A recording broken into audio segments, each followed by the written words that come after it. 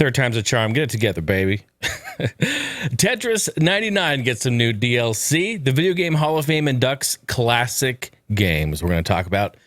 Also, Xbox emulation on the Nintendo Switch, loot box banning, Fortnite skin bullying, Game of Thrones chat, AirPods suck my asshole, audio and Instagram questions, and I'm also going to be talking about some of my favorite Sega Saturn memories.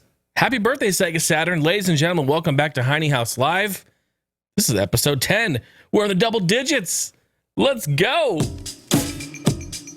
Welcome to Heiny House Live, a podcast about the exciting and ever-changing world of gaming and technology. Heiny House Live is available on iTunes, Spotify, Stitcher, or wherever else you listen to podcasts. Boom. For all other info, including links to our community Discord, live video feed, episode archive, and a whole host of other great entertainment, please visit hinyhouse.com. You know it! Perfect.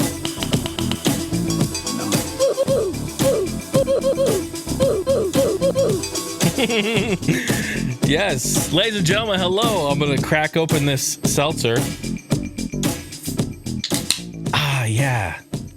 How are you doing? Welcome back to the show. Good to see you. I am Jason Heine. Thanks for tuning in. This is the podcast/webcast where, of course, we talk about gaming, tech, life, all kinds of stuff. Sometimes we throw some comedy in. Sometimes we go off the rails. It's just fun. We just like to hang out. And I appreciate you being here. Like to take part in the show, you can join us. Instagram, Facebook, Twitter, at Heiny House. Want to take part in the show by maybe submitting an audio question. When you listen to the show, maybe you got something on your mind. Maybe I said some stuff you want to chime in on. I would appreciate that. I'm very much focused on community for this show, and I love to engage with you guys. And I have a lot of ways that you can do so. Record yourself on your smartphone, computer, whatever have you, and send it over. Email it to me, hinyhouselive@gmail.com. I would love to chat with you. And of course, the show is completely funded and supported 100% by all of these amazing people that you see right here on your screen. Patreon.com/Jason Heine. Thank you. Appreciate you all so much. Keeping the show alive, keeping it going. And gosh, it's fun. I'm getting great feedback from everyone. It feels good to be back podcasting. I mean, a lot of you already know this about me, but there's a lot of new people coming through, and I appreciate that. I've been podcasting I'm almost on my 10th, my 10th year anniversary coming up here. All Gen Gamers, Heiny House Live. Of course, I used to be known as the EMU Review. Classic shit. So anyway, if you enjoy the show, you get a little chuckle, a little giggle. Patreon.com/Jason Heine. We're going to jump right in. I got a lot of great stuff to talk about this week. A lot of stuff. Mostly, we got some gaming news. We got some tech news. I'm going to talk about some of my Saturn memories.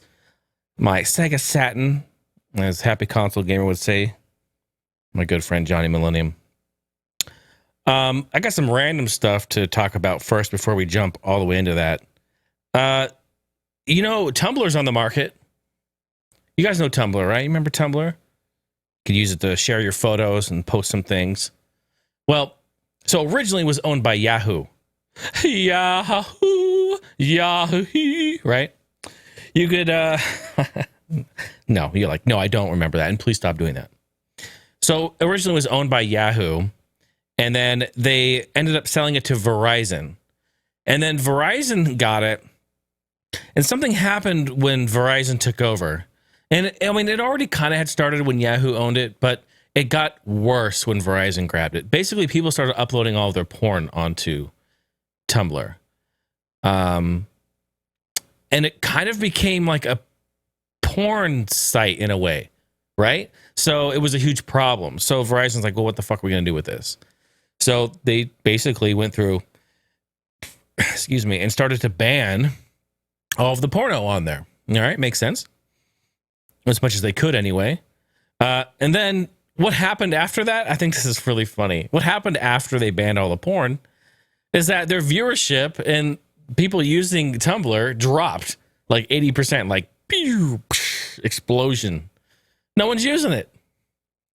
So they're like, holy shit, what are we going to do? How are we going to get this thing back? How are we going to fix this, right? Well, how do you recover from that? You can't really. So they put it up for sale. And so it's for sale right now. It's on the market, right? And I was reading an article about it. You know what's really funny is, guess who is interested in buying it? Or they possibly may put in a bid on it. Pornhub. Winner. So funny. And it comes back full circle, Tumblr. We all know that here in the United States, Toys R Us filed for bankruptcy. I guess, was it last year or 2 years ago at this point? And they shut down all of their stores, and it's really sad.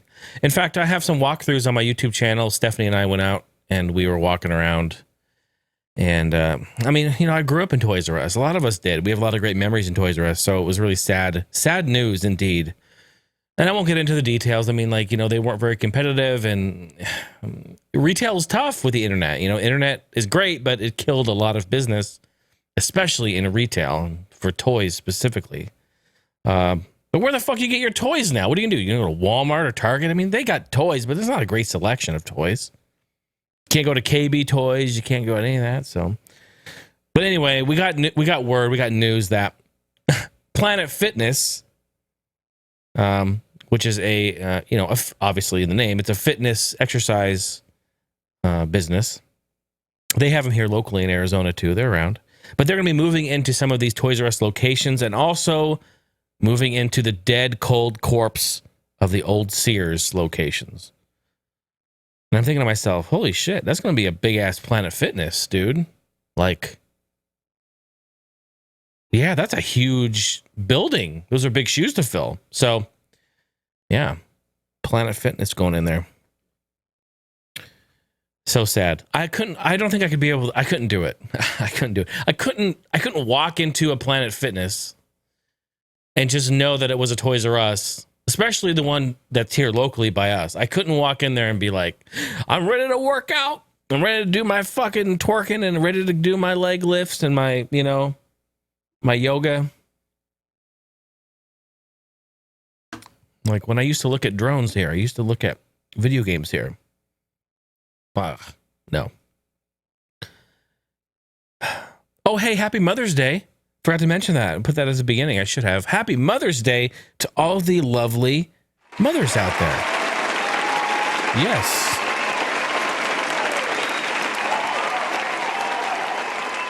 And, you know, you should do something nice for your mom. Stop it. Get some help. And if, you know, help them out. Because they put up with your bullshit. Get some help. For many, many years. Maybe still are. No, we love our moms. And I'm very thankful. My mom is, she's visiting. She's been here for a couple months here at the house because of, actually, this next week, I'm able to drive again. I guess quick update on that. See, I haven't like pushed it down people's throats. I haven't like talked about it like boom, boom, boom, boom, boom. But yes, my medical situation is, you know, I'm dealing with it. I'm overcoming it. You know, it's a lot of money and I'm not going to be able to pay it all. It's just reality and that's okay. I'm getting over it. I appreciate everyone's support who's come forward and helped donate to me via PayPal or my GoFundMe page. I do still have it up, but I will be taking it down probably at the end of the week. That is actually the 20th is I'm able to drive again. And so that's when I'm just going to pull it down and I'm going to just move on with my life. And I'm just so thankful for everyone for coming through and supporting me and helping me there. And it has definitely helped because it's difficult talking to the hospital and like the 10 or 11 other companies that, you know, when you go to the I don't want to go on a tangent, but when you go to the hospital and you have a whole bunch of tests done, here's one thing you don't know. Here's a little fucking Easter egg. Here's a little bomb for you. You go to the hospital, right? And you get some shit taken care of, right? You're in there and you get tests. So you get this test and that test, and then this doctor comes in and gives you this test, and this doctor comes in and gives you this test, and then the nurse comes in and does this, and then they feed you this meal, and then you stay the night, you know, and then they come in tomorrow and there's 2 more tests, and you stay the night, and there's another. Anyway, this is what I'm getting at. All those tests, everything that was done, are from separate companies, separate people. It's not like the hospital. It's not like one bill. I didn't know that. I'm still getting letters in the mail from these companies like, oh yeah, you had this, we came in and we inspected your long toe and we noticed that it was fucking long. We need $2,000. Oh, okay. I could have told you that. You just have to ask. Fuckers. So anyway, that's a little side tangent. But yeah, so we're overcoming. That's what I want to talk about. We're overcoming. We're moving forward. We're doing well. And I love all of you. Thank you for your support through this difficult time. And I actually wrote a song about it. I'm going to talk about it later because it's not, well, it actually is ready, but it's not live yet. It's going to be about a week or two before it goes live. And I got a music video I shot for it, and it's called Breathe. And it's just about the fact that I'm very thankful that I'm able to still breathe and be here. And I talk a little bit about my situation, and it's kind of a chill hop, kind of jazz hop, kind of fun thing. I got Chonch on bass playing. I do some funk drumming on. It's fun. It's fun. And I think you guys might really like it. And it'll be on my website. It will be all over the place. So that's down the road, though. We'll talk about it. What was I talking about? Tumblr and porn? What was I talking about? Oh, happy Mother's Day. Yeah, we love you, moms. Thank you. Take care of your mom. Let's talk about Sega Saturn memory. Should we just go right into it? Oh, fuck. Yeah. For fuck's sake. Why not? Let's just jump into it. Let's do it first, man, because we got all kinds of stuff. We're going to do This Week in Gaming History, followed by gaming news, followed by tech news and audio questions. Going to wrap up on Discord, show some pictures. We did hashtag mouse, gaming mouse, PC mouse. We have great pictures in there. We're going to show it all. So if you're listening to the audio feed, check me out on YouTube because I have a video feed, live video feed here that you can see all this stuff. I pop it up on the screen for your viewing pleasure. Sega Saturn. Okay, so we all have, let me talk about my Saturn memories, because I jumped on the Saturn a little bit later than most. I did not get it when it came out. You have to understand, when the Saturn was released in the United States, we were really interested in PlayStation 1 and N64, right? So there was, if you didn't get the Saturn, you were definitely going for the N64 or the PS1. And so you have to put yourself back in that time. So pre the Saturn coming out, we had the Genesis, which is an amazing console. And there's nothing I need to say about the Genesis. But what I will say is that Sega kind of fucked us over. They came out with the Genesis, and then they came out, with the 32X, and then it came out with Sega CD, and there's all these attachments and peripherals that we had to attach to our Genesis, and they were coming out back to back, and it was pissing off gamers. It was pissing off mom and dad too. So moms and dads all over the world are getting pissed because we all want these new attachments and upgrades, and it's expensive. There's a lot of money back then. So Sega kind of burned their bridge in the retail world by doing that and really pissed off the gaming community with that. Now, they're awesome stuff. I mean, Steph loves Sega CD. She has a small collection of Sega CD stuff. I never actually owned a Sega CD. My friend did, but I never did. But she's got one, and it's very cool. Love it. I did have a 32X. I did own that. And so I've kind of been riding the roller coaster a little bit during this time. So once that kind of came to an end, and we're hearing about PS1 coming out and N64 down the road, which had been the N64 was been rumored for years, man. Like I remember my Game Pro, I remember my Nintendo Power, everyone, my Electronic Gaming Monthly I was subscribed to, they always are talking about it every episode. And so, dude, I was buzzing for that. That's what I was really really into. So I didn't get the Saturn. I didn't even buy it at launch. I wasn't there. No fanfare, nothing. I just was like, see ya later. I'm not down. Fuck you, Sega. I'm mad. It wasn't until Dreamcast that they really brought it back and knocked it right out of the park. I mean, they fucking just killed everyone with Dreamcast. And then, of course, Sony came in and decided to shut the coffin with PlayStation 2, but that's a whole other story we talk about. So yeah, I didn't get Saturn. When did I get Saturn? Maybe 2002, 2003.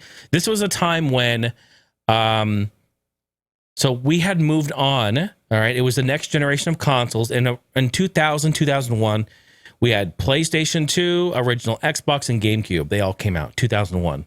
And this was, everyone's wanting the new shit. So Saturn was like in the dumpster, basically. It was in a graveyard.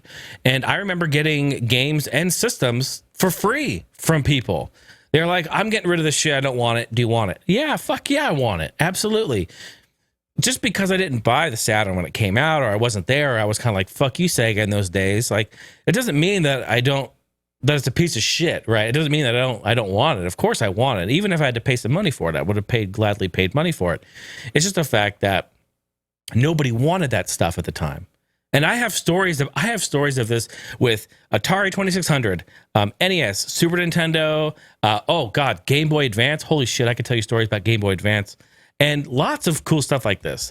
So there's an ebb and flow, and there's a timeline of collecting for a collector. And you have to know when to jump into the water and when to just wade in it and not really get wet. Like, you have to know the right time to collect and get this stuff, because you can get it for dirt cheap. You just have to get it when it's like buying a house, right? You just have to get it when it's a seller's market or a buyer's market, I guess. Okay, so 2002, 2003, I started to get into Saturn. I started to get a bunch of games, and I would actually get games that were, I guess, lots of them were bundles. So people online were trying to offload them. eBay had shit tons of them, and it was tough because shipping those in the long boxes. Same thing with PS1, the long box cases. They're very fragile. The plastic on them so long, they always crack. It's always a big pain in the ass. Discs get loose in there and they bounce around and they scratch up and then they're fucked. So you have to be really careful. So I tried not to buy. I wasn't actively buying Saturn in the early 2000s or mid 2000s at all. I was pretty much just kind of like, when I came across it, I'd hook it up. I'd do it. So I started to look online locally and find people that were selling other things, and then big gaming lots. And I just kind of swoop in and get stuff once in a while. And it ended up to be kind of a big collection of Saturn games. Now, I don't have a lot, but I do have, I don't know, maybe 30 games or so. So not a huge collection. I think I have, what's funny is I have about 30 or so great games that I really like. Duke Nukem 3D and a whole bunch of other great games. I imported Virtua Racing for that. I remember I did get online and import that. There's a whole bunch of great. You know what? I should have brought them out and show you guys. But then I have, I think, have an equal amount of like sports games, like golf and Madden, and all these games are not Madden. What is it? Was it Madden in those? No, it wasn't Madden. It was the EA. No, Sega Sports. All those fucking, there's like hockey, NHL, and there's basketball. I just have tons of sports games too. So I tried to like swap cases, as we do, as with collectors, we swap cases to like the nicer cases and stuff like that. And I mean, you really can't give away those sports games. Like, nobody will, even today, it's like, well, I mean, today you probably could, but most people, they don't want them. Some of them don't really age well, but they're still fun. They're still a good game. So yeah, that's kind of like a little small history of my Saturn. I got into it late, and it was kind of a slow process.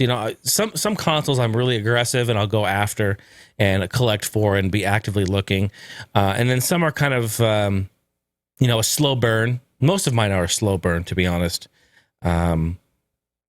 N64 was kind of a slow burn. I knew I was always collecting for it, but what was different is I never stopped collecting for it. Even like when people were off, like when it was new, I was collecting. When it was alive for 3-4 years, I was collecting, and then once the new consoles came out, I was still collecting. And kind of, you kind of just it's a slow burn.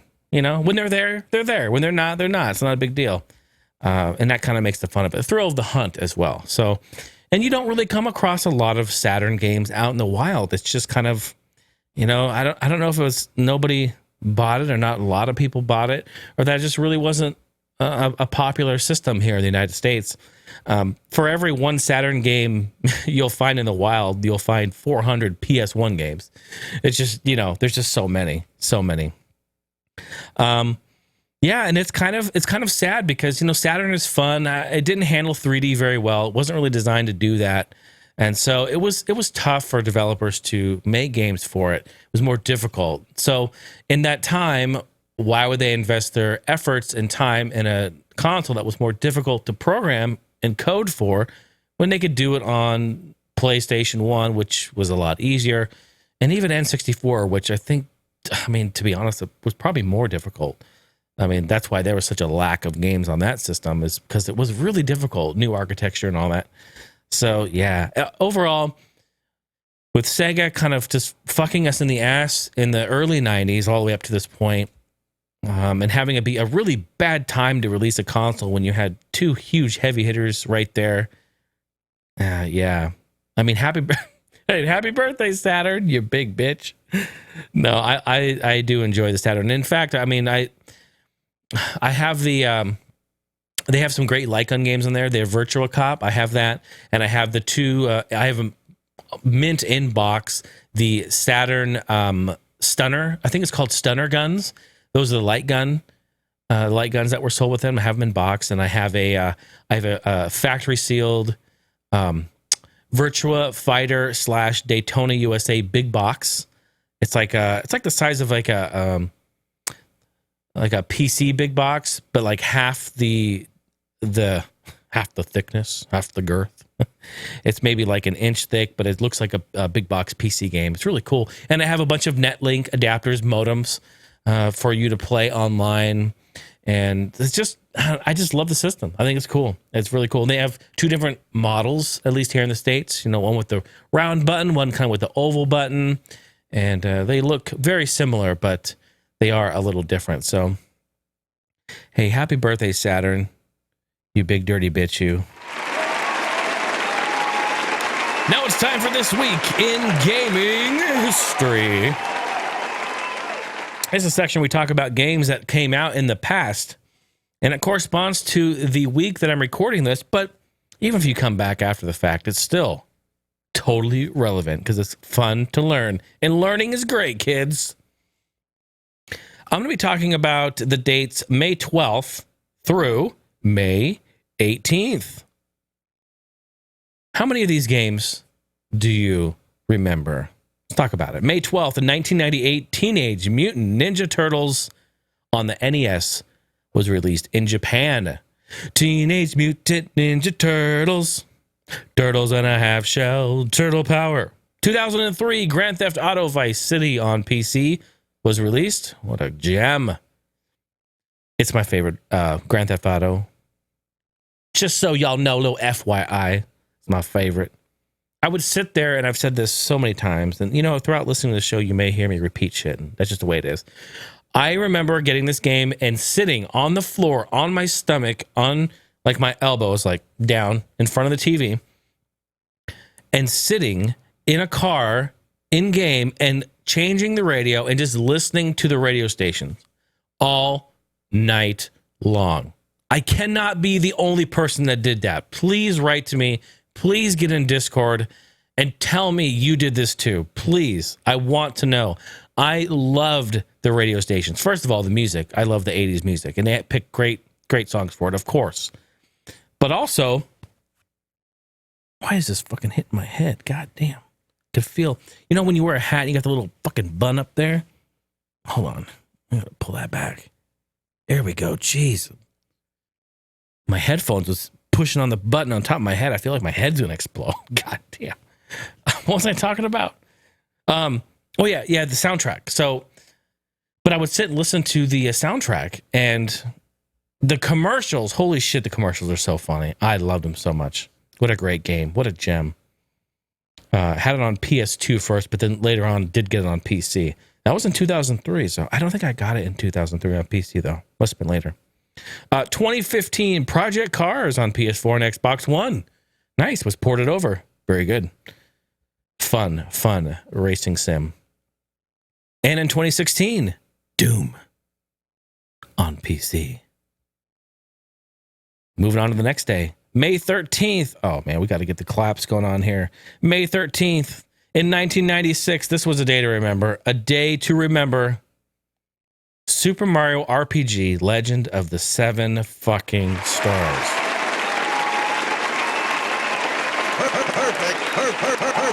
Perfect. You know it. I mean, it really is a perfect game all around. I love it so much. And I like it because it's, of course, Square and Nintendo getting together and creating this world where you didn't have to be an RPG pro, aka me, to understand what was going on. And it was very accessible for people like me who weren't really into hardcore RPGs at the time. And that game, plus like Chrono Trigger and Final Fantasy 3, those three right there, those three heavy hitters are incredible on the Super Nintendo and really changed the landscape for RPGs, I think. And just love it. Love having it in the Mario world. Get it? Mario World. Yeah, okay. Stupid. God, that's stupid. The fuck am I reading? I don't know what the fuck I'm reading. In 2001, Legend of Zelda, Oracle of Ages, Oracle of Seasons on the Game Boy Color was released. 01. In 2002, Star Wars Jedi Starfighter on original Xbox was released. It's a great game. May 14th.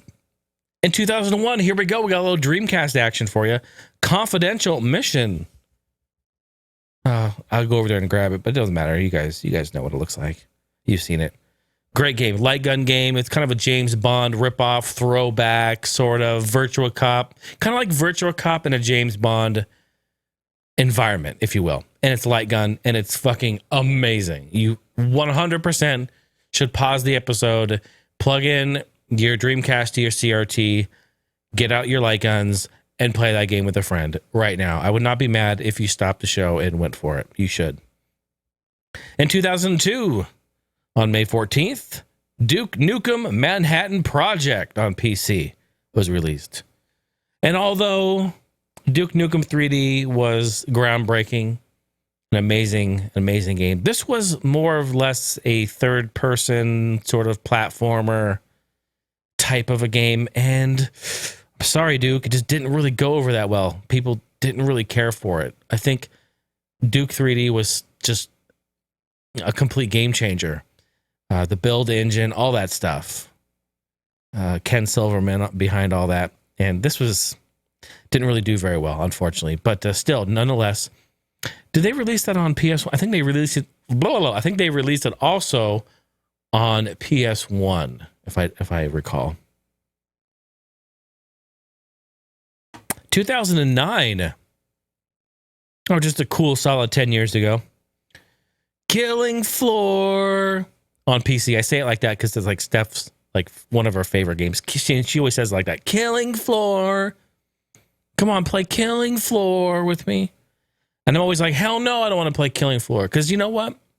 That game, why is it so slow? I feel like it's so fucking slow. Like I'm in molasses. I'm like, why is it dragging? I'll play Killing Floor 2. I'll play the shit out of that with you. Love it. Killing Floor. Harold, what are we going to do with this Wi-Fi? It says I am not connected to the Wi-Fi. What do I do with the Wi-Fi, Harold? Do I play with the Wi-Fi? Do I touch the Wi-Fi? What do I do with it, Harold? Tell me what I do with the Wi-Fi, Harold. May 15th, 1995, Road Rash 3 on the Sega Genesis. Oh my God, Road Rash, you fucking dirty ass dick. It is so good. I love that game. Love it. I played it originally, and I've said this before, but I played the original Road Rash on Sega Channel before it was released. Put that into perspective. Just hold on. Just think about that for a minute. Think about this. I loaded up Sega Channel, logged in, and played a fucking demo version, a pre-release demo version of the original Road Rash on Genesis on Sega Channel. In like, when was this? 92? This had to have been 92, 93. Just blows my mind. Think about that. I remember it. It was also the same day I got accused of snorting athlete's foot cream through a broken balloon that I put on top of the... You know what? I won't get into that story. That's for another day. That's actually never for any day. We'll just leave that there. And no, I didn't. Who the fuck does that? 2007. Resident Evil 4 on PC was released. 2012, Diablo 3 on PC was released. Next day, May 16th in 2001, Project Justice on Dreamcast. We got some Dreamcast love going on. In 2011, Terraria on PC. Wow, that was a huge game. Huge game in 2011. I remember it was kind of like the beginning, sort of the beginning of like the 8-bit art style coming back. Remember that? There was a 2010, 2011, it was kind of like this retro feel of people doing 8-bit art or 16-bit artwork coming back and making new games that looked old. Now, like, everyone does it, but back then it was kind of a real special thing. 2017, Injustice 2 on PS4 and Xbox One. Hells yes. Next day, May 17th, in 2011, Fable 3 on PC was released. 2011, the same day, The Witcher 2, Assassins of Kings on PC was released. We got some RPG shit going on. Love it. The next day, May 18th, here's kind of a big day. In 1999, Star Wars Episode 1 Racer on N64 and PC.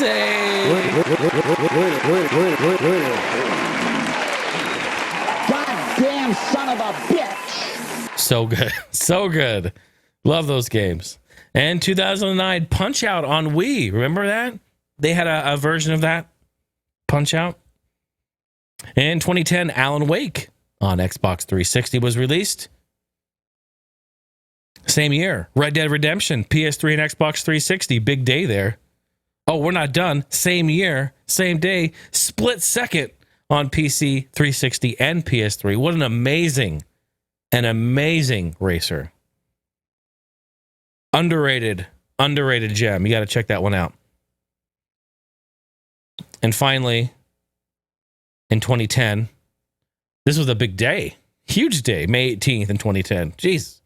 Trauma Team on Wii was released. Stephanie and I love the Trauma Team games. I actually did a video on YouTube talking about some Wii. What did I call it? I called it maybe I called it Unknown or Gems, or I don't remember what I called it. Like my favorite. I call it like my top 10 Nintendo Wii games or my favorite Wii game, something like that. Go to my YouTube channel and check it out. Trauma Team is on there. It really is good.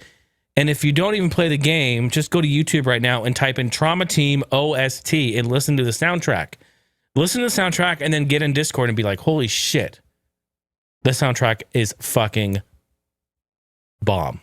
So good. And finally, to wrap up this week in gaming history, in 2018, just last year, Hyrule Warriors Definitive Edition on the Switch. Winner. Yes.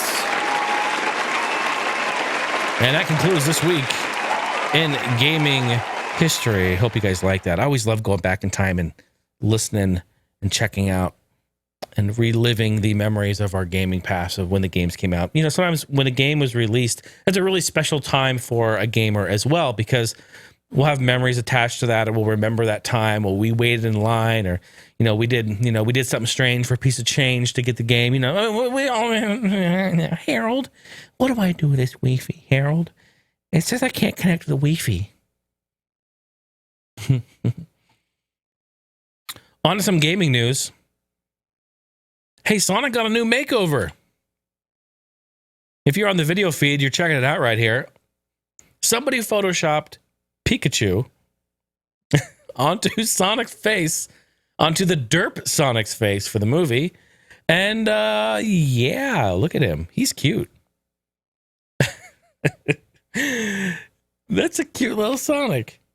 He makes a really great Sonic. No, it's somebody. It's just somebody who made it online. I'm not sure who did it, but it's adorable. There was some new DLC that was released, and so this was like 2 days ago. Steph and I, we got online, and she wanted to play a little Tetris 99. Just hop up in there, stack some blocks. Stack some chips. Make some ends, make some hits, and hit a few lines, if you know what I mean. Throw down a few straights, if you know what I mean. Try not to be too square, if you know what I mean. No. I'm digging. I'm stretching. I'm digging deep. I'm really being a blockhead. Oh. I should just quit. I just quit the show. Yeah, really bad. Sorry, Tim. Bruh. Stop it. Anyway, there's some new DLC for this. We logged in and we saw it. So what is this? It is a $9.99 DLC. Okay. When I first thought, I go, what the fuck? And I'm like, that's how they get you, bro. Bruh. That's how they get you. They give you a free game and then they fucking slap you in the ass with some DLC. It makes total sense. It's the old fashioned bait and switch. Bruh. But I didn't really think about it. And then Steph put it into perspective. She goes, well, it's free for us technically because we paid for the Nintendo online service, right? $20 a year or whatever. I'm like, oh, okay. So yeah, I mean, the game's free, but technically we did pay for the service. So we have access to the game because we have the service. I didn't put that. I just don't think like if you have a Switch. Wait, did I say Wii? What did I say? Anyway, I think I fucked up. I meant to say Switch. I think I said Wii. But if you have a Switch, to me, I'm thinking you'll just have online. You'll just always have the service. Why would you not? It's only $20 a year. Well, not everyone has it. And she put that into perspective. She's like, well, if you don't have it, then you can pay $10 and play it offline. Bruh. Makes total sense. Okay, I get it. So this is really cool. So what does it add? Well, it adds offline mode, obviously, because if you don't have the online service and you buy it for $10, then you play it offline. You play it with bots, which is pretty fun. And we did play it with the bots, and it's fun. It's definitely a fun experience still. They also added an endless mode where you have to try to get a certain amount of lines. And basically when you get closer and closer to your goal, it gets faster and faster, and it becomes a complete Tetris grade A clusterfuck. Bruh. And you know it. Oh, fuck. According to the Tetris 99 store on the eShop, it says that they are planning to release more content later on, and they are calling it a season pass. So don't be scared of the season pass, but they are calling it that. So anyway, when Steph and I tried it, it just basically went fast as fuck as we were. It was just so fast as we were getting there. She put it on 999 lines. That's the max. And she's like, yeah, I'll fucking do it. I'll get there. And I'm looking at the time. I looked at the first 10 minutes and she got to like, I don't know what she got. She got like 20 lines. I don't know what it was, but I was doing the math. I'm like, well, we're going to be here for like 3 hours on this pace. Like it'll take us 3 hours to do this. And she's like, yeah, cool. So I'm like, all right, cool. We're rolling. But as we progressed, it started to get faster and faster and faster. And by the end, we only got to line 540 before it was a Tetris clusterfuck. And also, they also have another Tetris Maximus Cup event the weekend of May 17th. And if you manage to get over 100 points in that tournament, you get a Game Boy Tetris theme. So go participate, jump in, have fun. I do like that. I think Tetris 99 is really kind of the hidden gem standout game that we didn't really want or ask for, but now that we have, we can't get enough of it. And yeah, and I like the fact that they don't really tell you the rules. They don't give you any tips or tricks. They just throw you into the fucking Tetris fire and be like, fend for yourself, bitches. Have fun. And I like that. I think it's cool. It's fun. It's fun to play online. Tetris Battle Royale, really. Put 100 people up there. Last person standing. It's fun. Really fun. Like last month when my older brother came to visit, we were playing it in there, and he was like he got it at his house and he played it a few times. He's like, yeah, it's fun, but it's just Tetris, no big deal. When he came over, I was telling him a few strats, and then Steph was chiming in and saying a few strats that she did, and so we were kind of coaching him a little bit. And he's like, oh my god, it opens up of how you can attack your attackers or people, and you can get KOs, and there's all sorts of shit you can do. You can press up to do quick drop. He didn't even know about that. There's a lot of really cool stuff. So he was fucking addicted. Bro's got a problem. It's good shit. A lot of fun. Tetris 99. So the Video Game Hall of Fame, they inducted 4 new games for 2019. I guess they've been doing this since 2015, I think. I looked at the article. I went to their website. I think they've been doing it since 2015 or 2014. So a few years. And every year you can vote, which is really cool. So you can go to the website and you can vote. And they have like 4 bullet points of criteria that they look at, like longevity, cultural impact. You go look them up. There's a bunch of them. And so you can vote, and people have voted, and then they take the most votes and then obviously do their research. And then they induct winners into the Hall of Fame. I think this is great. This is a really cool cause. So what do we have? 4 games for this month in 2019. Oh, no, for this whole year, actually. It goes by the year. So 2019, the games are Colossal Cave Adventure. This was an early game. Originally, I think it started to be developed in the late 70s. And kind of came to be in the early 80s. For the computer, I guess it'd be IBM PC at that point. Next up, we all know this one. We've all, spent a hot minute playing it. Microsoft Solitaire. Oh, Jesus. Bruh. We spent a few times, a few hours in there. A lot of people were, back in the day, they were saying, you have to uninstall the Solitaire game on my computer because if I have it at work, I'll play it. You have to get rid of it. Please, you have to get rid of it. And for a while, it was kind of a big problem for people. Bruh. It's good shit. Here's one we all know and love. Also, good to see it on the list, 2019. Mortal Kombat, the original Mortal Kombat. So good. I mean, what do I say? What do I say about that? Nothing. Just incredible. And another one, incredible. Really doesn't need any introduction or any selling points. Super Mario Kart on Super Nintendo. Winner. The Video Game Hall of Fame inducted games of 2019. Right there. How about that? So good. So good. So good. You guys, what am I going to do with my Minecraft game? Do I play my Minecraft? You can play Minecraft Classic in a web browser now. Yes, this is true news, bro. Bruh. Granted, you're going to be dealing with the bugs and all the bullshit that was around in 2009 when the game was released, but you still can play it. And I think there are some limitations, including only 32 blocks to build with and a few others. Remember they updated that and gave you more and more as the game got more popular. But if you really want to go back and relive the early days of Minecraft, and I think a lot of people would, because it was a very popular game, still popular to this day, in fact, you can go check it out at https://classic.minecraft.net. Classic.minecraft.net.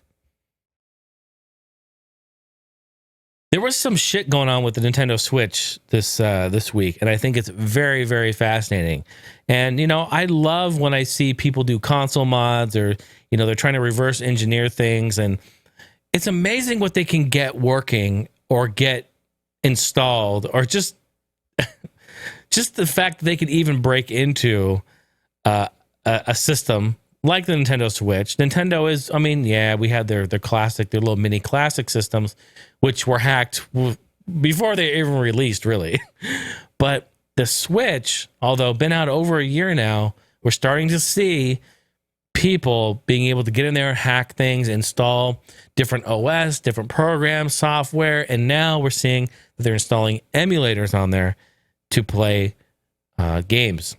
This news here is Voxel9 is the person's handle. He hacked a Switch and is now using an Xbox emulator on his Switch. Notes here that we wrote down is that he installed Linux on his hacked Switch and managed to get an Xbox emulator working on it. I am really curious. I need to see if there's any videos of it on YouTube because I want to see how it runs. Because so we're kind of in this weird gray area, right? The original Xbox, is the hardware in the original Xbox more powerful than the Switch? I'm going to say probably not, right? You would think. But I don't know the specs of the Switch, I'll be honest. I don't know the technical specs. I'm sure I can look that up. But you would think that the Switch today being, built and designed and engineered to have 4, 5, 6, 7 years longevity for Nintendo, that they would put some sort of serious horsepower behind it. But that's really not the case for Nintendo. And they've never really done that with their systems. They never have. They've always really focused on the gameplay, first-party titles, and ease of development for the most part for developers. So I don't know, man. I'm interested to see how this runs. I want to see it. I want to see it in action. And I'll be the judge for it. How's that frame rate, bro? Bruh. And for some reason, this is a really funny catch. Listen to this. For some reason, only a PlayStation 4 controller works for it, and no other controller for whatever reason. That maybe that's an issue with the emulator itself. Maybe that's an issue in Linux. I don't know. I obviously not doing this, so I don't really know. But so think about what you're doing. Think about this. You're playing an Xbox game on a Nintendo Switch with a PlayStation 4 controller. Illuminati confirmed. What? That's fucked, man. That's just fucked.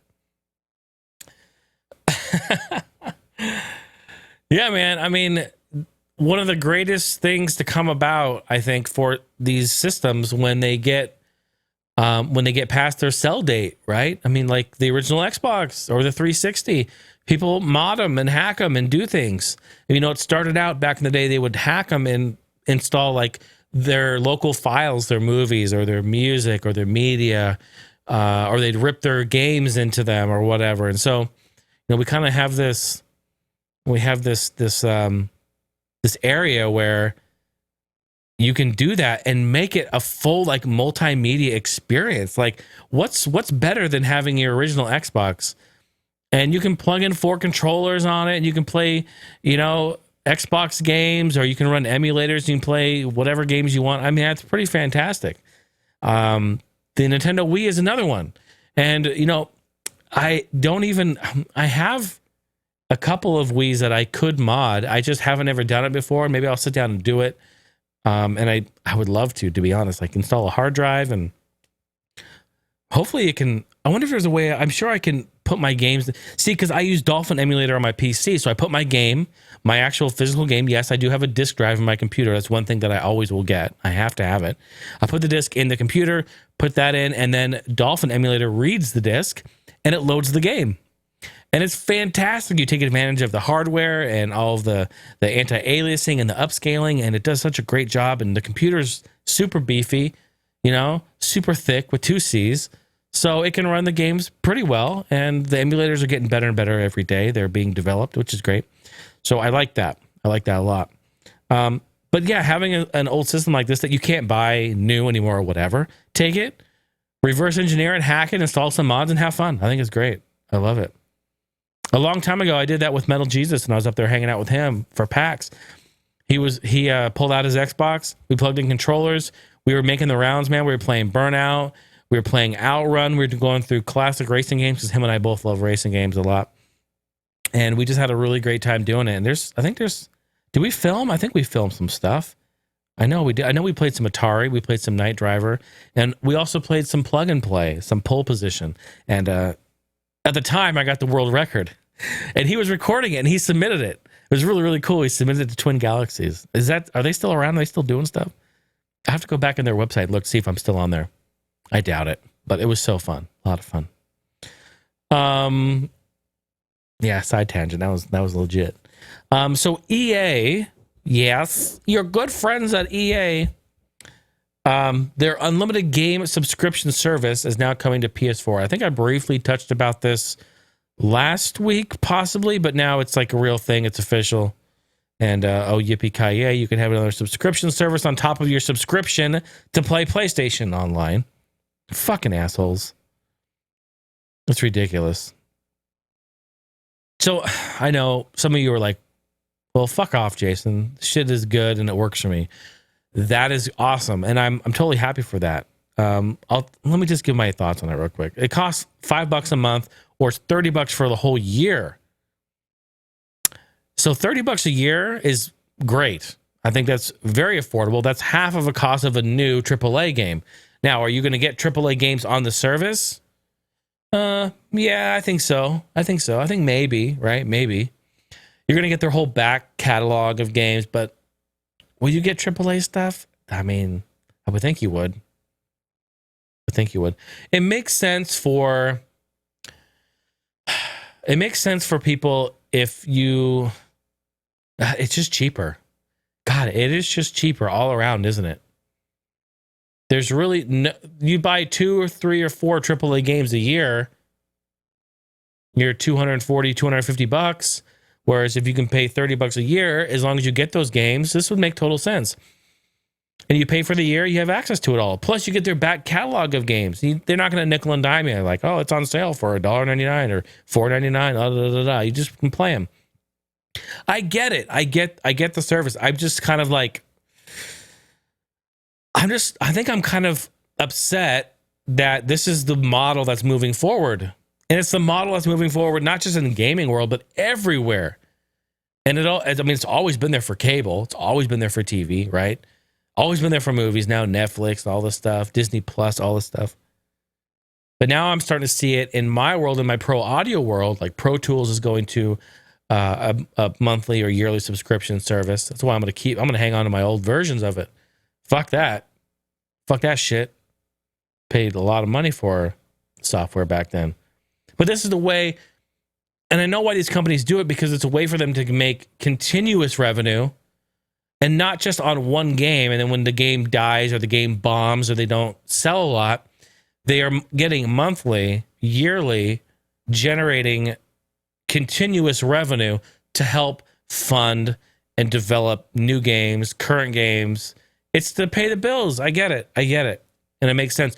I guess here's a question. Would you go for a service? Would you buy into a service if you knew that it would help the development more on games? It would help that indie studio that EA just bought.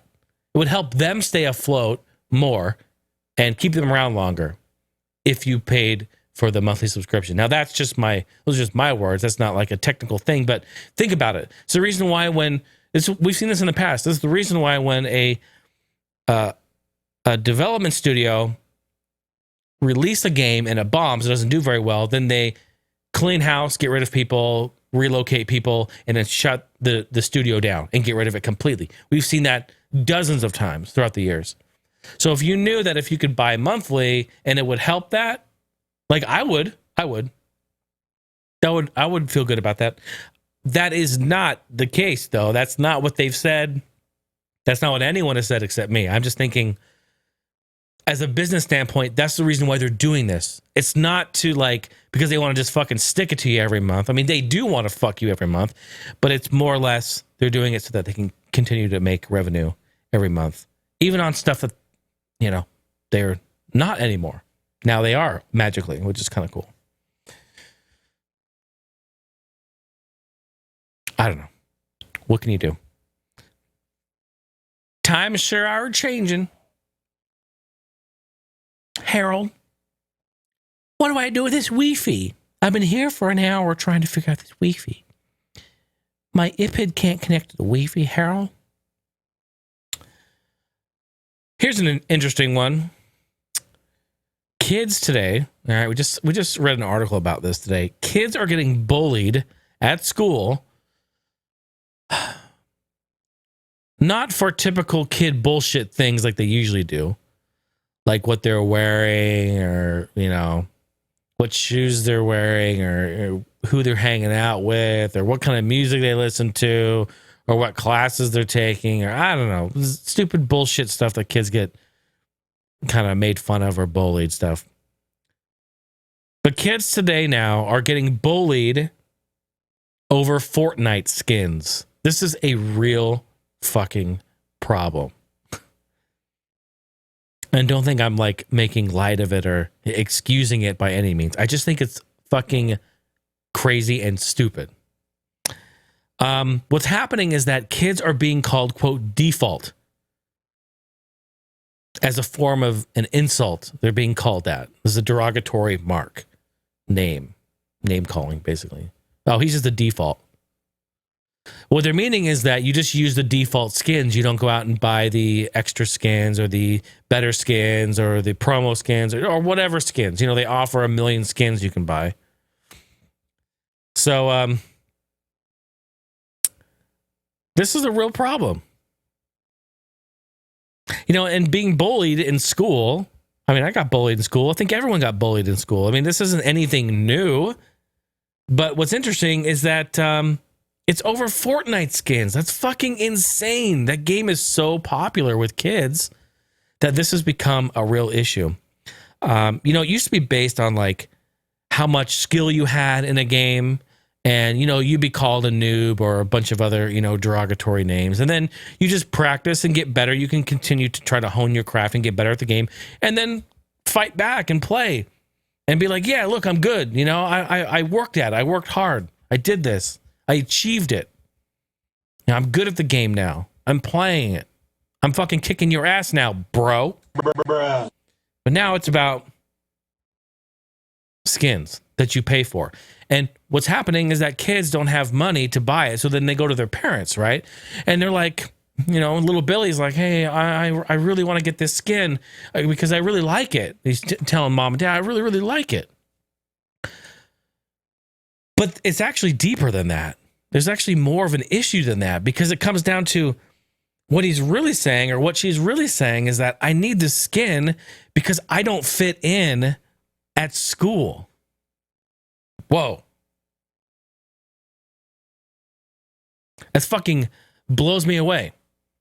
And not every parent is going to just sit there and dole out money for skins for, you know, 12-year-old Billy to go play Fortnite with his friends.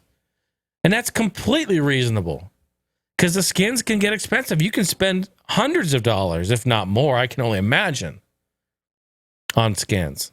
And I think that's fucked up. If you don't have the latest, greatest, newest, most elite skin, you're labeled as a fucking idiot. Like you have no skill. You're a default. Crazy.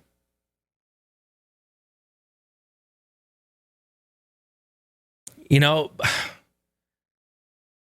back in school, when I was in school, it was like, you know, you get made fun of or judged like what you wore. Like, you know, you wear this, you know, well, I'll put it in perspective, you know, like if you wore Tommy Hilfiger and Nautica and stuff, you were labeled as like a prep. You know, which goes even back further than that. You know, you ever watch The Outsiders? Go watch The Outsiders. There's just hundreds of movies about this stuff.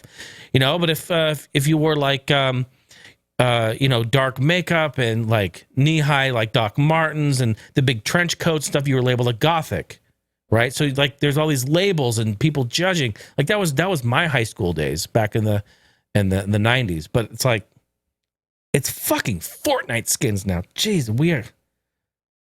It goes deeper than that because it almost becomes psychological a little bit, you know? Like, who's going to accept me? Am I accepted in here with my skin? It's fucking dumb. Hey, newsflash, kids, you're all dumbasses. Like, stop doing that. It's fucking dumb. Because guess what? When you... Ain't nobody going to give a shit about that. I'll tell you that right now. So if you listen to this show right now and you're being made fun of, just realize, don't worry about it. No one's going to give a shit down the road. You know what? Just fucking go waste them, dude. Just go fucking waste them in their little elite gold skin.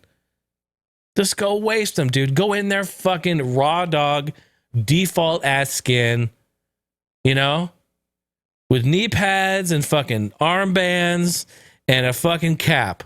That's the default skin. Go in there and just fucking slam. I love it. Make a video, post it on YouTube. Damn kids.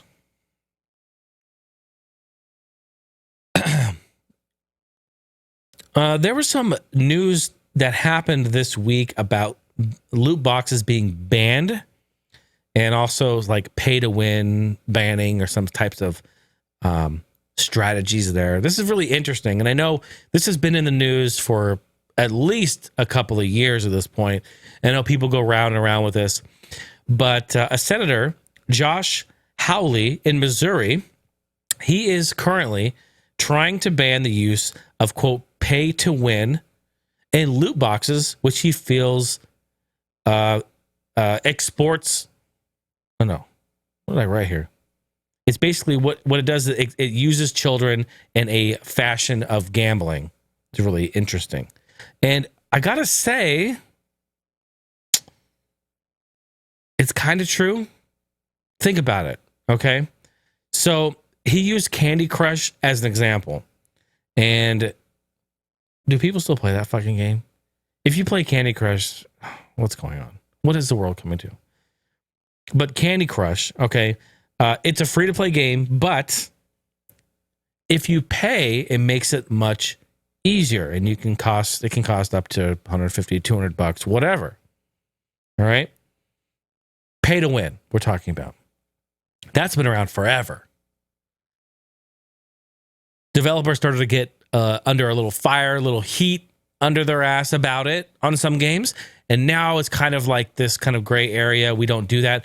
Oh, no, we have boxes and we have skins and we have gun skins and we have accessory packs, but nothing to give you an advantage. Now developers are like backing off of like, okay, we cannot give people an advantage for buying this. It gives them an advantage over someone who doesn't buy, but we both bought the same game. But the developers, they want money. They want more money. It's understandable, right? So how do we do this? So it's a really tricky thing. But the pay to win thing is bullshit. I don't like it. Senator Josh also goes on and say that loot boxes combine, quote, the addictive properties of pay to win with the compulsive behavior inherent in other forms of gambling, end quote. Yeah, and it's actually completely true. That statement is true.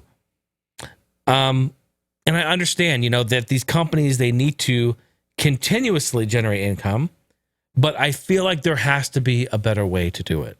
Don't you think? Here's my stance on it. And it's a really quick one, mind you. Here's my stance. I've always thought this when it comes to loot boxes. I fucking hate loot boxes. Why? Because if I'm going to spend my hard-earned money on a loot box, I want to know what the fuck is inside of it. Why doesn't that make sense? If I'm going to... Let's break it down again. Let me say it again in case there's some confusion. I mean, if I wanted to go gamble, I'd just go to the fucking casino, put in a $20 bill, and just stick my middle finger up and fucking walk out, because that's what happens, It's gambling. If I need to know before I make my purchase what I'm purchasing. And if I'm going to drop $50 or $60 and get a whole bunch of loot boxes, no, I want to just spend $50, $60 and buy what I want. Why not just let me buy what I want? If I have the money to do it, let me fucking do it. That's my thing. And I think gambling is a real big issue. And in fact, a really big problem with a lot of people. It's compulsive. And in fact, so people have lost everything gambling. They've just lost everything. It's just gone. And it's a big problem. And they love it. Developers love it because of that. It's very compulsive and it gets people addicted. And you're like, oh, I'll just do one more. I'll just do one more. I'll just do one more. Before you know it, you spent $500 on Overwatch and loot boxes. And what do you have to show for it? Not a fucking thing. Oh, I got a legendary skin. But come on, bro. Really? Like, I've got $20. Does that legendary skin cost $20? Let me just buy it for $20 and call it a day. That's my thing. If I've got the money to do it, I want to give you my money, developers. I want to give it to you. Make it available in the store. I'll just buy it. But gambling, that's the trick. Gambling. It's fucking crazy. Think about that. What do you guys think about loot boxes? What do you think about all that? What do you think about all this gaming news I just talked about here? Kids getting bullied in Fortnite, EA service, Xbox emulators on Switch, the Video Game Hall of Fame, some Tetris 99. What do you think about all that news? That wraps up our week in gaming news. Get at me in Discord, though. Get at me. Come have a chat. Let us know what's going on, what you think. I would love to get your input on that. All right, we're going to move right along here. Tim Allen approves. Going to move on to tech news. I have a little bit of tech news. Not a whole lot, but a few things I want to talk about briefly. I'm always talking about NVIDIA because they're always in the news. All the stuff that they're doing, their development. They've got technology for photos now where you just draw like little lines and then it just kind of fills in. It makes it a real photo. They're really helping in the autonomous industry right now. With self-driving cars, their GPUs are behind a lot of really great new tech that's happening right now. So I talk a lot about that, but we recently got some news, and of course, this isn't even out yet, but I wanted to bring it up to say that it's coming, that AMD is going to be bringing out their new Radeon cards. And I think a lot of people who are kind of like hip in the computer world, you already knew this, but for all of us that may not be, they're going to be coming out and announcing some new cards, and I think it's great. I'm interested to see what they have. Hopefully it can be on the same par and maybe give NVIDIA a little run for their money, maybe come in a little bit affordable. They're always been a little bit cheaper than NVIDIA, which is great. So hopefully we can find something there. But, you know, it's all speculation as to what they're going to release at this point.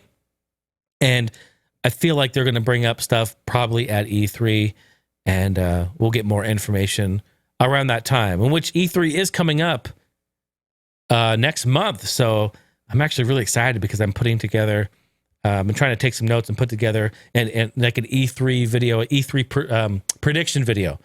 And I'll do right here, what I mean is the podcast. So I'll talk about it, kind of E3 predictions and what I think, you know, the big three are going to do and what some of these tech companies may be bringing out, and give my predictions. Then we'll see how accurate I am, or see how fucking completely wrong I am.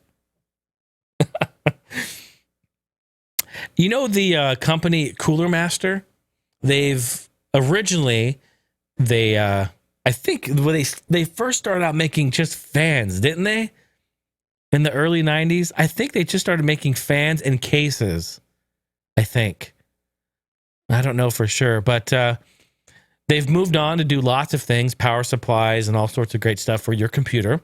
It's a great company. They've been around a long time, old school. They did announce that they have releasing their very first Bluetooth RGB mechanical keyboard. And they're saying that it's going to use a USB Type-C charging port. And they're going to be using Cherry MX Low Pro switches, which are really nice. Those are great switches. The charge, 14 hours with RGB lights. And, wow, 4 months without lights. The fuck? That's fucked, man. On one charge? That's a bold-ass statement. I got a picture of it here. I'm going to pop it open here. Check this out, man. This looks pretty legit. It looks nice, doesn't it? There's no 10 key on it, so you're not going to be doing any of your retail, your taxes. But, yeah, man. Look at that thing. Looks pretty nice. I'm not a huge, like, RGB freak. You know, I don't need fucking LED RGB lights all over the place, but I think it's pretty cool. But they're saying, wait a minute, let me get this straight. So they're saying it's going to last 14 hours with the lights on, or 4 months without? The fuck? Just let me plug it in, bro. It's pretty good. But hey, Cooler Master in the game with the keyboard. Pretty cool. I'm interested to see where that goes. Now, before I talk about this next topic, I want to let you guys know I have not watched Game of Thrones, okay? So I'm not going to give any spoilers because I haven't watched it. Oh, I think I just felt the entire weight of the world go, what? Jay, you haven't watched Game of Thrones? No, I haven't. And people even told me that there's titties in there. A lot of titties, and I haven't watched it. I'm too busy looking at Tumblr. No, something happened on the finale of Game of Thrones, and I wanted to talk about it as on the tech side of things. This is really fascinating. So listen to this, folks. Okay. I'm sure you watched it and I'm sure you loved it and thought it was great.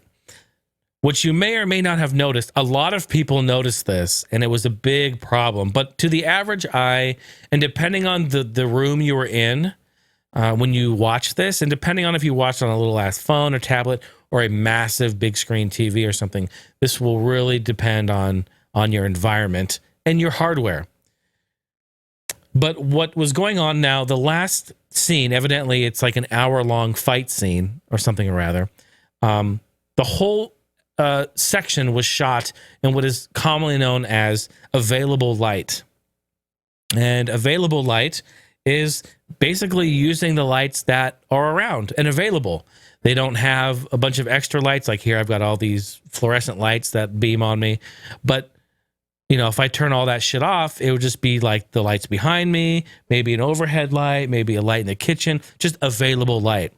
And that gives kind of definitely a darker look and kind of a more, sometimes warm, or sometimes even a little bit more grainy, a little bit more real look to it. So that whole scene, evidently, from what people are saying, was shot entirely in available light. Now, this was a creative decision, both by the director, producer, and all the writers. I mean, this was something that is discussed beforehand and then put into play. Now, I'm sure that it looked amazing in the post house. I'm sure it looked great in the editing room and on the cutting floor of when they were doing this in the proper lighting and the proper display and the full high quality video feed and video footage that you have, the fully uncompressed video signal. It probably looked amazing. But there was an oversight with this, and they forgot to think about how the public are going to consume this video, specifically, this end scene, because everyone watches it on streaming services because it's streamed. All right. So what happens in a stream? Well, a stream is a lossy format, and there's the differences between something that's full quality and uncompressed is called lossless. And one that does have loss is called lossy, right? So streaming service always is lossy, always. Both video and audio, which is the way that is. Once that's delivered to the cable company or the streaming service or wherever, the cable company then adds their own compression and sends it through the pipeline to your TV. And they will compress it in sometimes very heavy cases because they want to make sure that it plays all the way through, no buffering. And they also want to deliver it to more and more homes. And the more accounts that they have, the more compression they have to do to try to get that down the pipeline and make it function properly. It's actually an act of crazy amounts of science and luck go into it. You ever watching a show and it starts buffering? It's like, what the fuck? I can't watch it. Maybe it's around like 5 o'clock, like news time, or like on a weekend. Maybe you're watching a movie and it's buffering a lot, and you're like, what the fuck's going on? People in your neighborhood or your condo or your apartment using the internet. Yeah, all that stuff plays a role. Same thing with cable company, so they're going to add their own compression. So Game of Thrones, they didn't really think about how people were going to consume this, because what was happening is that the blacks were getting crushed. And since they filmed it in available light, there's a ton of black in the shots. A lot of darks, a lot of shadows, a lot of blacks. And it was artifacting. Like crazy artifact black boxing, crushed blacks. It looked horrible. And people were complaining left and right because it did. It looked really bad because there was multiple stages of compression. So it was a great creative decision to shoot in available light, but they didn't think about this is going to be streamed to millions of people over the fucking internet, where it's going to be compressed 2-3 times, and all this dark is going to be artifacting and completely crushed. And that was the shame. It was a really shame. Now, bright lights and any bright colors or lights, you don't see it as much, right? But the darks, you really, really notice it. And so people were complaining. People actually went back and they were looking at comparisons on different streaming services. They went to Netflix and Amazon and Hulu and a bunch of other places, wherever it was available. And they were making comparisons at the video feed. And from what some people are looking at, Amazon evidently had the best looking version of it. But the end result is that they all had artifacts. They all had their blacks crushed and they all looked like shit. Did you watch it? And did you watch it in a completely dark room on a big screen? How did it look on your tablet? How did it look on your smartphone? How did it look on your computer? Did you notice this? A lot of people did. I bring this up because this is a very fascinating topic, and this is a big problem that we have today, and something that's even on Game of Thrones, one of the biggest shows on TV right now, failed to look at, or they just forgot, or didn't really think about it.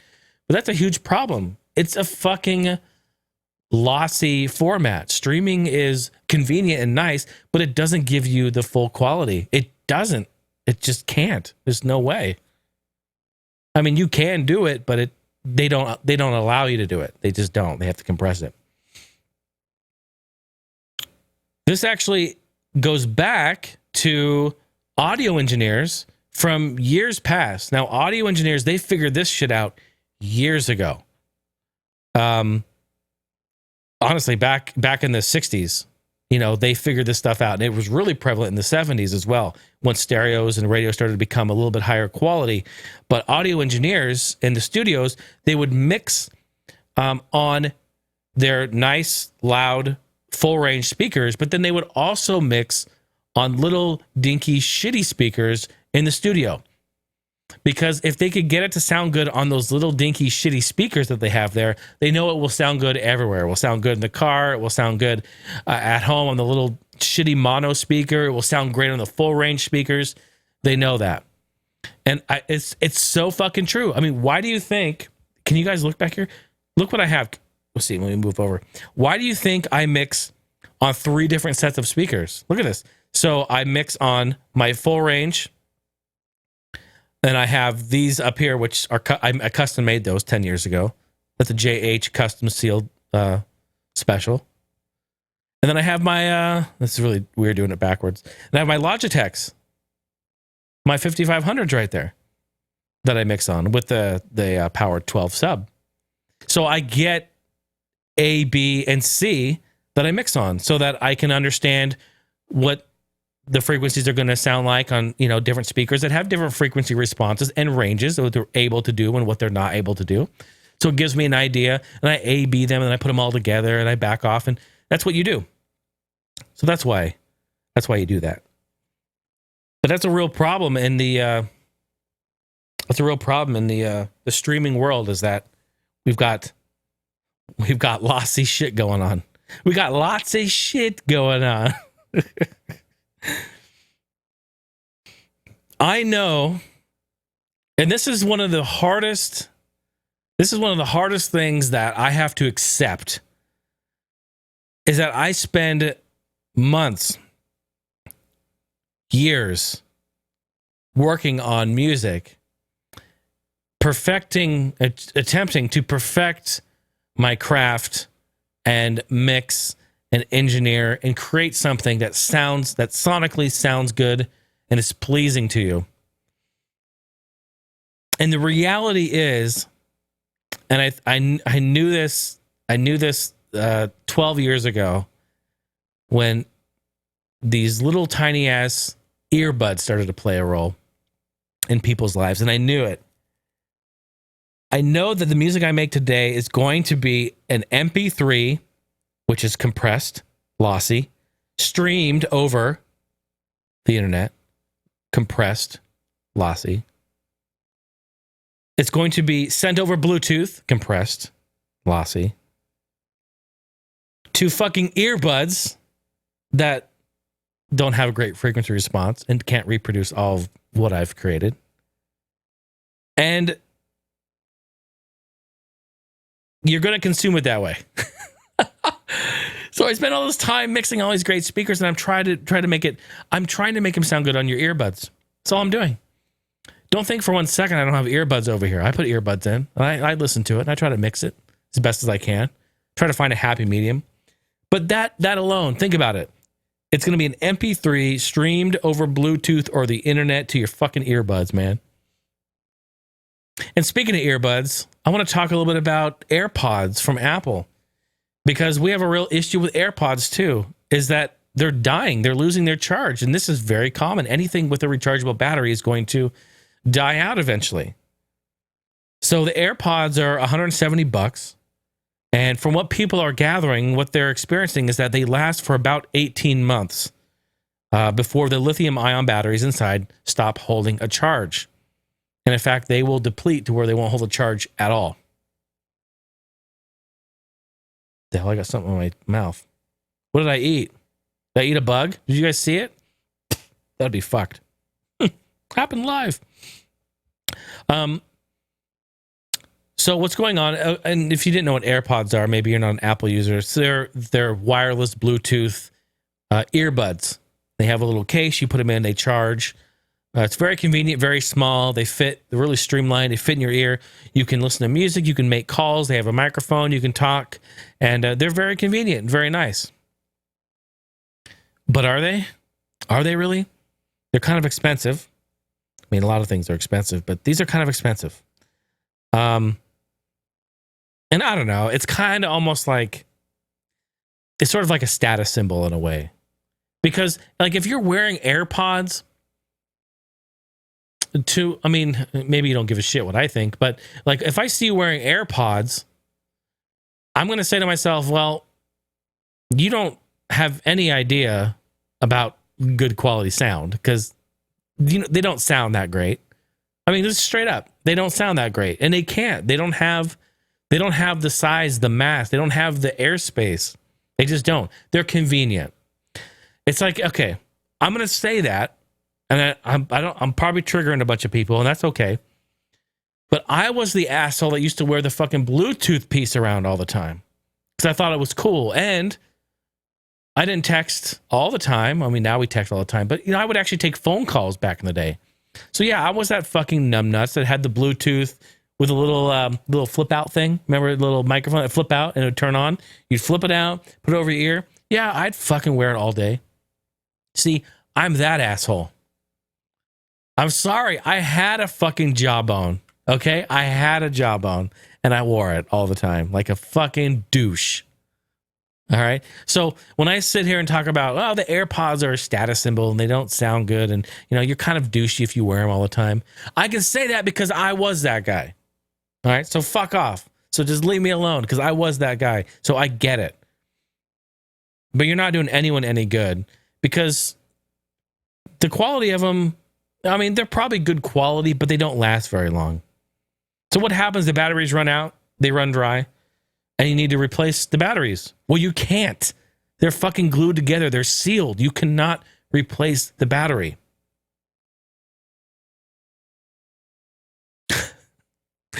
And you can't throw them out because there's the lithium-ion battery in there. And then that goes to a landfill.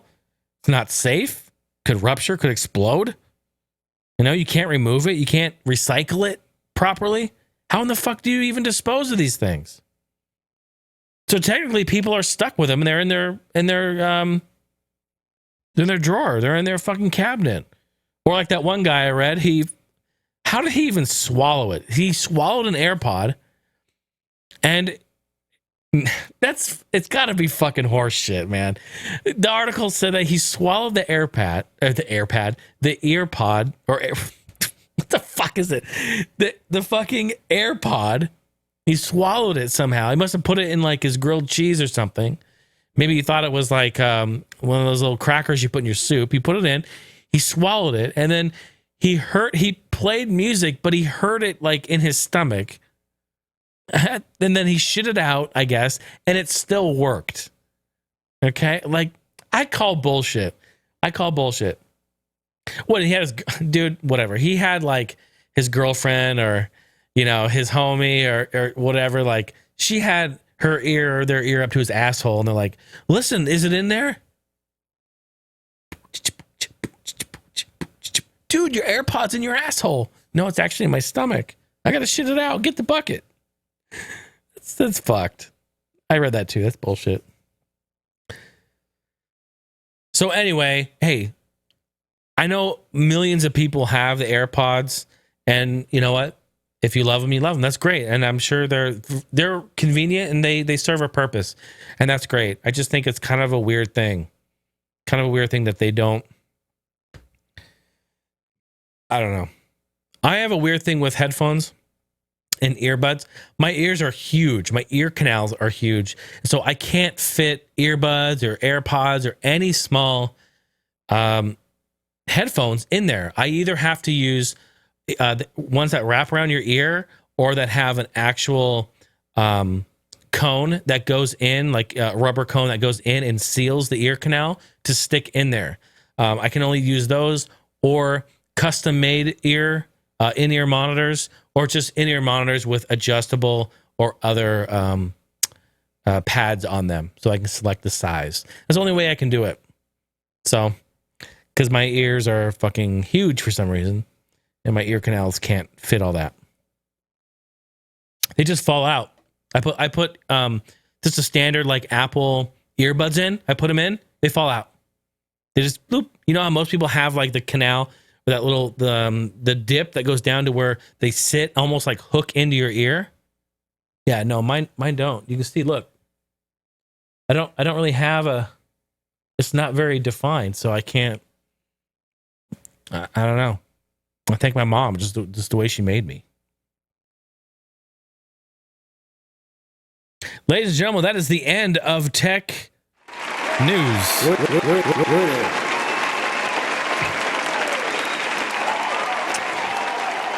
And now, after all the gaming and tech news, we're going to jump in and do some community stuff. I always like to jump around and take some questions from you guys. Of course, audio questions. If you want to record yourself, do so on your smartphone or your computer, whatever have you. And then send it over via email, hinyhouselive@gmail.com. I would be happy to get that going. And in fact, I'm going to play. Let me fire up my iPad here. Oh, and we'll get an audio question going. What do we have here? I think we have, here we go. Here's the first one. Jason Heine, what's up? Last episode, you talked about streaming services. I think it's great that there's multiple services available. I mean, there's a lot more choice, and even if you get a few of them, there's the cost is still a lot less than a cable bill. You could get 3 or even 4, and it would be half the cost of cable. My question, though, speaking of streaming, are you more excited for the new Star Wars series, The Mandalorian, or the new Star Trek series, Picard? I like both Star Wars and Trek quite a bit, but if we get another streaming service, I'd have to go with CBS for the new Star Trek series. Thank you so much for the question. That was from the homie Digital Rhino. He didn't introduce himself, but that is our good friend Digital Rhino in Discord. Thank you. And thank you for your support on Patreon, sir. Great question. And I'm going to disappoint you. I know that you're probably going to hate me now. But I was never really that much of a Star Trek fan. And I don't know what it is, because I love the setting. I love the fantasy, the sci-fi. I love all of that. I mean, I love Star Wars, Star Trek. I love all that stuff. So I don't really know why I never really got into it. Also, I never really got into the Star Trek games. Maybe if they had more games, I would have experienced more and more of it. So I'm really, I'm happy to hear your opinion on that, of course. But I am more excited for The Mandalorian, of course. And I don't know too much about it. Maybe you can break some knowledge over my back on that. I think from what I've read is that it takes place, 5 years or 3 years after Return of the Jedi? Is that right? Or is that wrong? I was trying to read that. I think I read that somewhere, which, yeah, I think it's really, really great. And they're even talking about some actors from Game of Thrones are going to be in there. Like there's kind of this it's cross-platform, like a merger of worlds a little bit. So real fascinating and very cool stuff. Yeah. that means, wait, okay, so it's Star Wars, so that means it will be on Disney Plus, and then you said the Star Trek is on CBS. So, yes, yeah. So Star Wars is my answer. And I do agree with you. And I know, I think a few episodes ago, I kind of hit the streaming services pretty hard, talking mad shit about them. And I think it's just because I'm frustrated a little bit about it. But ultimately, you are right. But you have to be careful with that, because even if you pick one or two, you're still way cheaper than cable getting all of it. But it's very easy to just say, oh, I need 4, 5, 6 of these services, and all of a sudden I'm paying $300 a month for all my streaming services. And boy, holy shit, can you imagine trying to manage 4, 5, 6 streaming services? Like, wait, what do I watch Star Wars on? Oh, Disney Plus. Oh, what do I watch Game of Thrones on? Hulu, Amazon. Oh, what's on Netflix? Oh, what's on Pornhub? Like where do I watch all my shows? So very, very fascinating. But hey, Ryan, thank you. Absolutely awesome and great question. I appreciate that. We're also going to hop back in here. I'm going to hop onto Instagram, because tonight I featured Instagram for questions. I hop around on social media. I do Facebook, Instagram, Twitter, and Discord. I make the rounds, and I post a picture, and I let you know that, hey, we're doing it right now. Ask away. And if you do, post in the comments below. I'll answer your question. So we have a few questions here. From Sean MC72 on Instagram. It says, I've got a twofer. All right, you got it, bro. What's going on? It says, what do you think about what happened at Riot Games last week? And guess this may be off topic, but do you watch Game of Thrones? Well, I answered your question earlier, sir. So no, I don't watch Game of Thrones, but I'm sure I will jump into it at some point and watch it. Maybe when The Mandalorian comes out, I'll jump back in and maybe watch that, kind of get going on that. I know I need to start from the beginning, so, I'll do that in time. And you were talking about what happened at Riot Games. Now, I did read a little bit about what was going on with Riot Games. And now I don't have the full story. I don't have the full info, so I apologize if I'm incorrect here.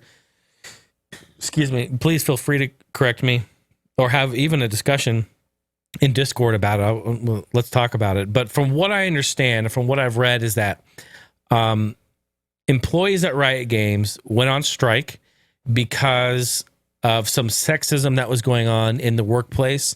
I think sexism was just one factor of it. I think they're kind of quoting it like bro culture type thing. But what it is that Riot Games was forcing employees to go into forced arbitration, which basically it gives up their right to sue or voice issues, etc.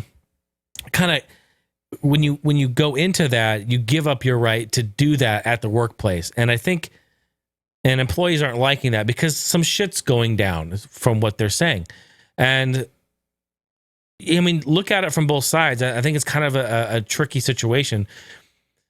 The company wants that for sure because it helps protect them. That means they're not going to get sued by any employees. But then also, what does that enable them to do wrong? Does that enable them to be sexist? Does that enable them to do weird, dirty shit and not have any to not be held accountable for those actions?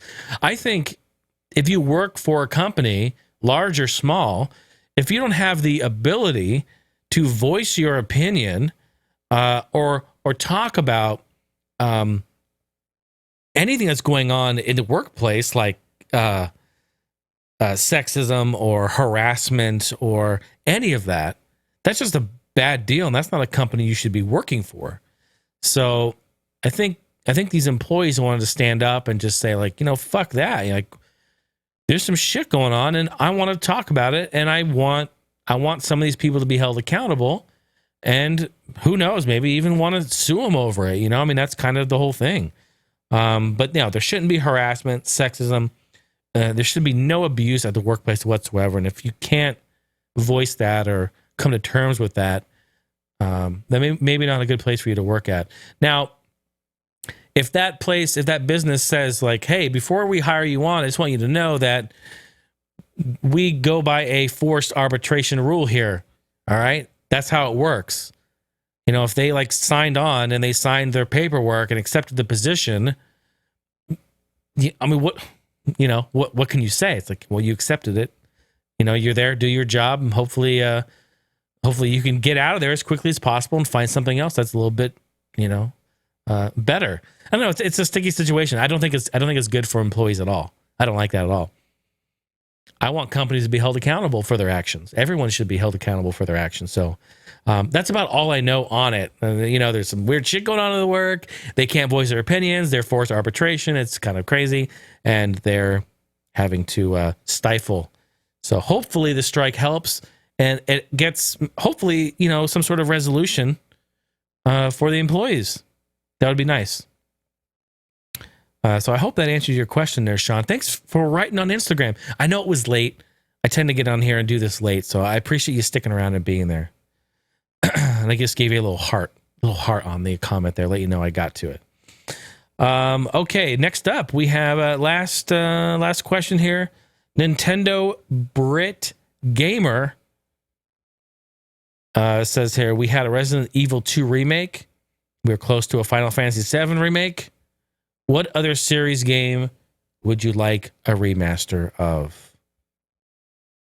It's a great question. It's a very great question. You know what I want? MotorStorm. I want a new MotorStorm. We haven't had one for like almost 9 years now. We need to have it back. I love MotorStorm. Pacific Rift was probably my favorite one. Apocalypse was the last one that came out. But I would love to have MotorStorm set with, with today's game engine and Unreal or something like that. It'd be amazing. Love it. Those are great underrated racing games. You should really check those out. You know what else I'd really like to play? You know what game was really fun was Gex. Remember Gex? That was always a fun game. Command & Conquer. Oh, we are getting Command & Conquer, actually. Yeah, I talked about it last time. EA went and pulled some of the Westwood people and they're making it. So that's cool. I can't wait for that. After I get done with this episode, I'm going to be laying in bed tonight thinking, oh, fuck, there were so many. I'm going to have so many come into my head. Because when you put me on the spot, it gets difficult sometimes to think of them all. But, yeah. One of the games that got an HD remake, or really an arcade perfect port that I've been wanting for years was Virtua Racing on Switch. And I've already talked about that last episode. So happy for it. But holy shit, man.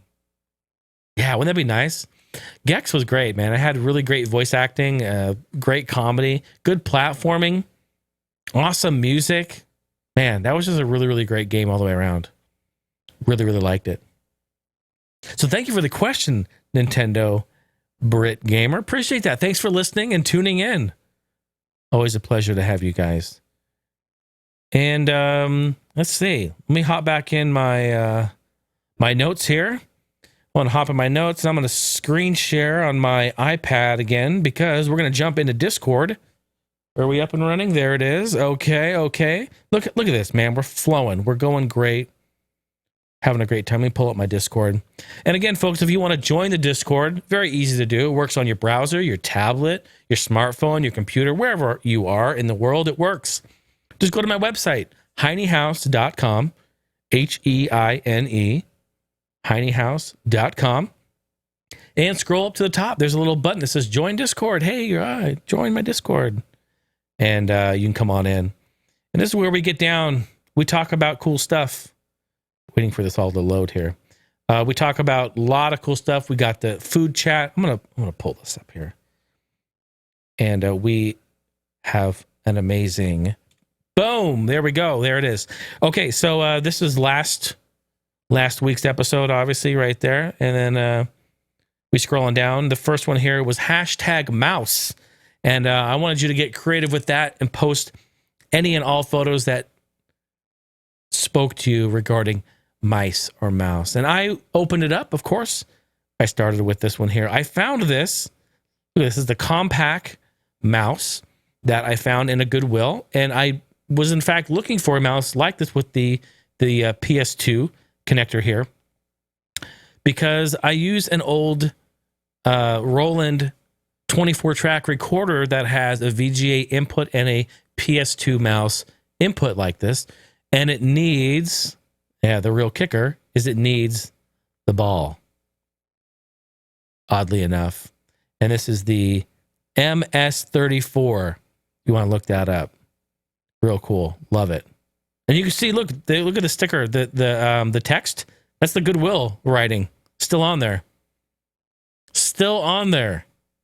I didn't even get rid of it. I just left it. Fuck it. And we had the community come through, post some other things too. Alice rolling through. Look at this. This is great. What is this? This is a Sega. Oh, happy birthday, Sega Saturn. That is a Sega Saturn mouse. And this is great to see, Alice, because I have never seen one before. Never seen one. Never seen one in person. In fact, what games does this support? I want to know. Are there, oh gosh. Okay, Alice, I want you to answer this question for me. Does this mouse support light gun games? Does it work for Virtua Cop? Please let me know. Do you have Virtua Cop? What is that laying on? Is that a pillow or something? A dog pillow or something? Or is that your pillow? Looks really nice and comfy. Looks a little too thick for a mouse pad, but. So what games do you play with that? I would love to know. Yeah, see, even here, I'm in the chat like, whoa, is that for Saturn? Holy fuck. Like, yeah.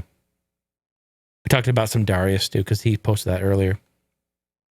The homie Glav coming through with 2 great mice. See, mice play nice together, don't they? Got himself his more modern Logitech G series right there. I use this for gaming on the PC. And then on the left is the amazing Super Nintendo mouse that was sold with Mario Paint. The 2-clicker with the ball on the bottom. I hear that, dude. When I see this mouse, all I do is I start hearing music. In fact, Glav, dude, when this picture came through, I stopped what I was doing and I went to the computer and I pulled up the fucking Mario Paint soundtrack. And I just listened to it because, there we go. Let's just leave that right there.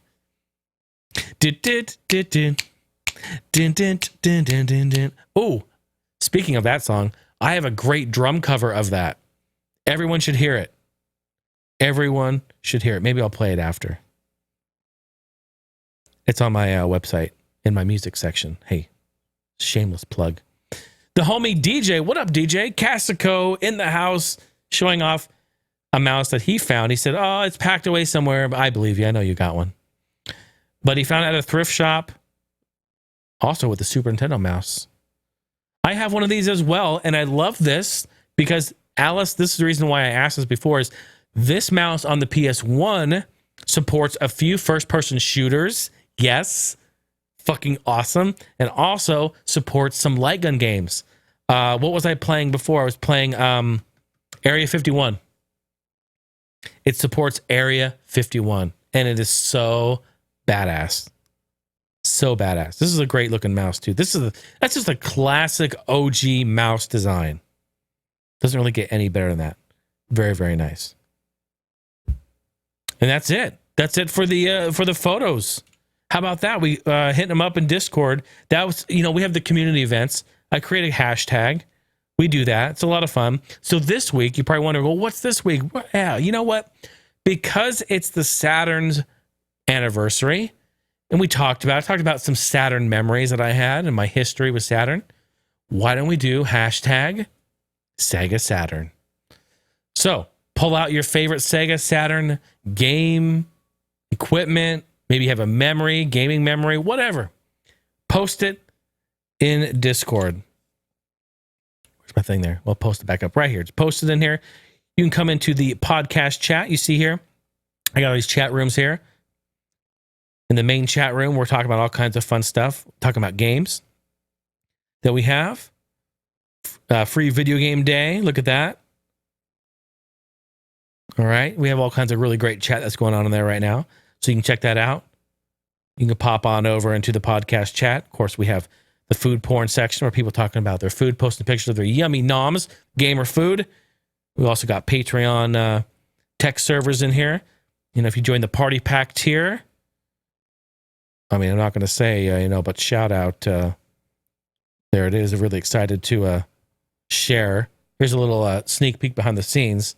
Here's my music video for the new song that's going to be released in a few weeks. Patreon have access to it right now. How cool is that? All right. I think that's about it. Let me go in here and take a quick look to make sure I didn't miss anything. Episode 10, folks, double digits. We have made it. We are here. We are live. And we are kicking ass and taking names. Again, HeineHouse.com. Send over your audio questions. Get at me on social media and Discord. Engage with the show. It's a community-driven show. I love you guys. I love taking part with you guys. And just kicking back and having a good time. That's really what it's about. Just friends, chatting, having fun. I appreciate you taking the time to listen. Hope you have a great rest of your day. Hope your work day is good, your commute, and all of that. You're amazing. Have a great one, and we will catch you next week. Bye now. That's all for this episode of Heine House Live. Thank you all so much for being here. This podcast is directly supported and funded by your generous pledges given on Patreon. And if you're sitting there like, hey, thanks, Jay. I appreciate that. I had a good time. This was a good date. We had a nice sesh here. Maybe you had a little giggle. Maybe you had a little tickle. If you felt a little something, had a good laugh, cracked a little smile, swing on by Patreon. Just come on in. You don't even need reservations. It's always open for you, ready to go. Just come on by. Got a bunch of exclusive content, music, all kinds of stuff there for you. And of course, how about social media? If you're on the interwebs, maybe you're on Facebook, Instagram, Twitter, you can find me at handle at Heine House. And lastly, of course, audio questions. Please get those going. Get on the horn. Get on the bullhorn. Maybe you want to get on the string and cup. And maybe you got a talk boy. Maybe you want to submit that to me via talk boy. That would be fantastic. Bust out the cassettes. Submit those audio questions via email. HeineHouseLive@gmail.com. And of course, the real-time community chat can be found in our Discord server where the party never ends. It continues all night long. HeineHouse.com. See y'all in the next one. Bye now.